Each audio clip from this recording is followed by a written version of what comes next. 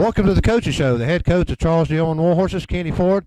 Well, Kenny, last week you guys really stepped it up. I think you've played some of the best football that I have seen this year. How do you take last week's game? Well, I have one thing I just told the guys. I thought we got better during practice last week, and that's one thing we've tried to make emphasis on. I'm worried that we didn't this week, but we had to last week because of the team we were playing. And it's like your player of the week this week, in Dexter. He had a heck of a ball game. And him and Tate Brown had to go crashing inside to stop their offense, and they did it all night long.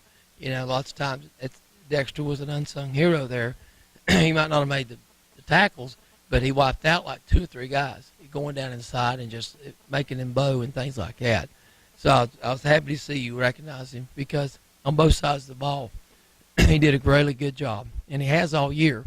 But I did think the kid stepped it up. It was a crucial game with a team that's really hard to stop.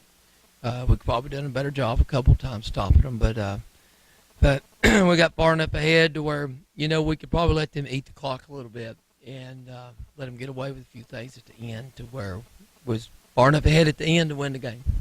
We've seen last week more Owen putting the ball in the air. You pretty much major part of the year being on the ground. I mean, some great completions last week.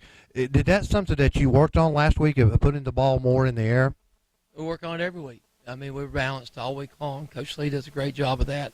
And early in the game, they were loaded up on that line of scrimmage and was giving us, some certain throws. And Coach Lee did a good job recognizing that and, was able to loosen them up. I mean, if we'd thrown the ball and not make the completions, it probably would have been a lot tougher. But, those completions were made, and it forced them to come out of that loading up the box and play more balanced, which, which I think we're a well-balanced football team. Anything that you guys had to work on this week to get ready for another conference game? Any specific moves that they may have that Madison has that you had to look at? Well, they're huge is one thing. They're very, very big. The key, you can't sugarcoat it with these kids. They look up. They just won their second game last week, though it was against a team that was 6-1 from Tennessee.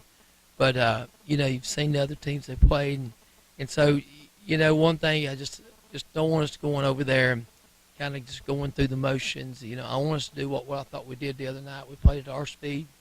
I think even though they're bigger than us, I think we're much faster and quicker.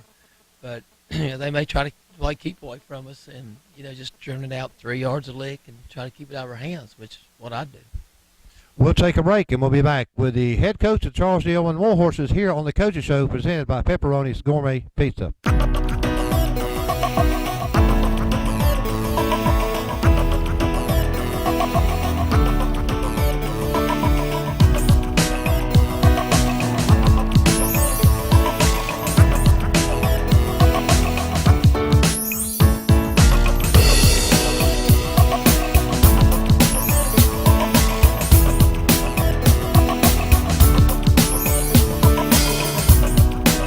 Welcome back to the Coaches Show. The head coach of Charles D. Owen Warhorses, Kenny Ford. Kenny, I want to ask you, we've seen some of the guys last week really step up their game. Is there any particular players that you can see from the start of the season now that's really stepped up their game and this year's games? Well, I tell you, Dexter, I'm glad you recognize him because he's turned into a complete football player from a year ago, and he's gotten better every game, which I think that's what players need to do. I think Tate Brown has too. I think he worked very hard in the weight room to be where he is. Mason Eads is just his form is just awesome on both sides of the ball. Returning all conference guard. Justin's done a great job. Does a great job. Angles. I'm mentioning all the offensive line and all the linemen, and our center does a great job as far as getting the stuff back there, getting to it. Getting us started and stuff like that. Claps does. And so both Justin and Claps probably first-time starters.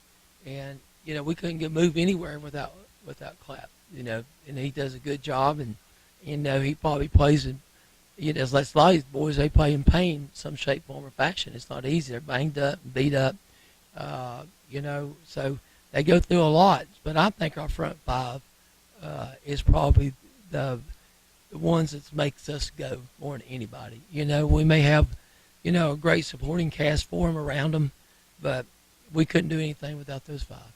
Is there anything any tricks you have in the bag that you can pull out for these next 3 conference games?